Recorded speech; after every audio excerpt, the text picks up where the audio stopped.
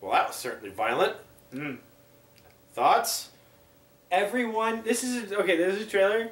Everyone looks scary in this trailer. The violent Salat man literally defeating a wall. I'm counting it as a win. He leaves a hole in that fucking thing and it never hits him once. I remember thinking it would take a man over 100 years to break out of Shawshank prison, but then when they brought in that Salat man, he did it in less than one workout. I remember the first day I met Ramna Dufresne. So anywho, but yeah, every single person in that trailer looks ready to mess shit up. Is it just me or does the guy with the scalpel not look like a licensed medical professional? I'm pretty sure you are correct. Hey, whoa. No lab coat. Whoa. No lab coat. None. Yeah, No they don't walk gloves. around in their lab coats. How do you know he would, like... Oh, you're right. I'm sure there's an emergency appendicitis in that scene. Yeah, Without like, context, I'm maybe just he's being giving racist. maybe he's giving someone an emergency tracheotomy, but like one that like kills them instead of saves them. I don't know. Yeah, we call that a murder. Important lessons learned from this trailer. Being a violent killer doesn't make you not a doctor. That, apparently. Escalators are scary. Beware schnazzily dressed men on them. They will pull a gun. Yeah, exactly. Now I'm afraid of escalators now too. And hibachi grills. Yeah, watching that man get hibachi'd, I'll never go to Benihana's the same again. I know that. There's that scene where there's that scene when someone it's very quick where he's got someone's on their knees and they've got an automatic weapon behind them and it's just going. It's like you got him already. He's done. Let it go, man. I don't know who's like Kool-Aid that guy put his dick in to get someone that mad. Everyone's mad. Shouldn't have done. In this trailer. No one looks happy. They said nothing about what the movie's about, and I know that everyone is going to have a bad day. Someone's getting aluminum batted to the head, and that's just never a good start to anything. I've got to say, this trailer impresses me. After seeing Moronto, I assumed I had seen the most brutal movie I'd ever seen. We assumed wrong. It made Tony Jaa look soft and light. And then we saw The Raid, and that quickly was tucked away as the most brutal movie, and The Raid took the throne. After watching this trailer, I have a sneaking suspicion we have a new heir apparent. Those were just proof of concept. Like, now he's gonna, like, piece de resistance. I'm not gonna lie, if you're gonna make a demo reel, those two movies are a pretty impressive demo yeah, they're reel. like two fantastic movies. Yeah, no, this is gonna be awesome.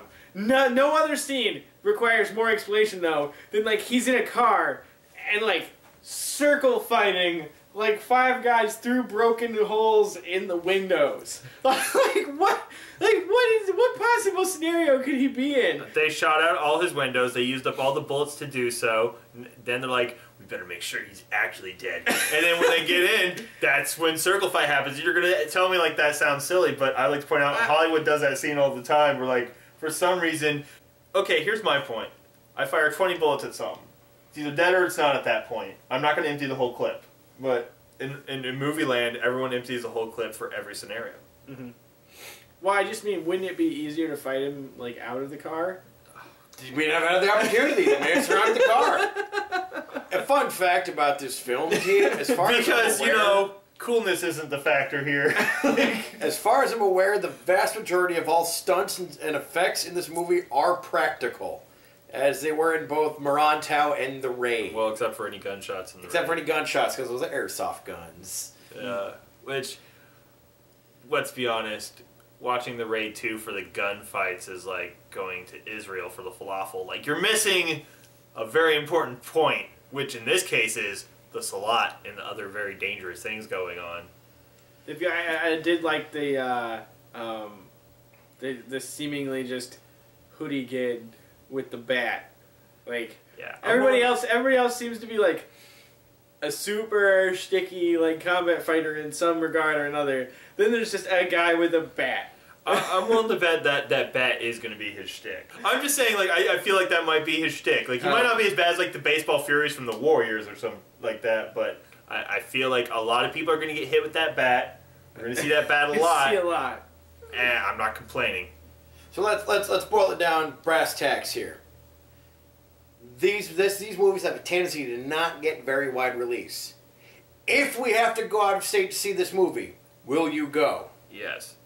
Here's my opinion on what this trailer tells me. The trailer tells me that Garth Evans, who is the director of Moronto and The Raid, and now in Raid 2, obviously, he's the new, really classy being a relative term, ultra-violence with a bit of intelligence director. Like, this is you know, if you're going to go ultra rated R violence, like hard R action movies, this is how you should do it. And he does it well. What? Actually, now that you and I mentioned think that, we're going to get another. You know what? Now that you mentioned that, this makes me think of his directorial style reminds me a lot of the good Japanese ultra violence from like early 2000s with movies like Versus. I would say, yeah. But with more plot that actually makes sense. Yeah, I would argue it's a more like plot, more coherent. yeah, more plot centered, realistic version of like your Versus movies, or even going for back like your battle royales and stuff. He's like if you take the directors from Crank and the directors from and directors like Scorsese, and then mix them together, and then just supplant them in the Pacific Southeast with like mad kung fu talent. Those who don't know the origin story, Garth Evans was a documentarian who was doing a slot documentary and then ran into I guess what now is pretty much a stable of actors. And he's just been really good at not only keeping them and retaining them and utilizing them to their max, but he's also gotten like, you know, judo champions from the Olympic team, Indonesia, etc., etc. He's good at recruiting talent, he's good at maintaining his talent, he's good at utilizing it. I'm really looking forward to a long career from this guy. I think this is going to be yet another movie that he made that we're all going to probably enjoy. And actually, we have more proof of his skill. He did do one of the sketches in VHS 2 that was easily the best sketch in that movie. That's right. Set in Indonesia again. So everybody's pretty much super excited for this movie. It comes out March 28th. You guys should get excited. You should go to this movie, support more international releases stateside. Just trust me. Just trust me on this. You're going to love it. If you like what you saw here. Always remember there is katanagraph.com/foodcrew, and of course there is the Food Crew YouTube channel, which you can keep up with by subscribing to us on YouTube. Below.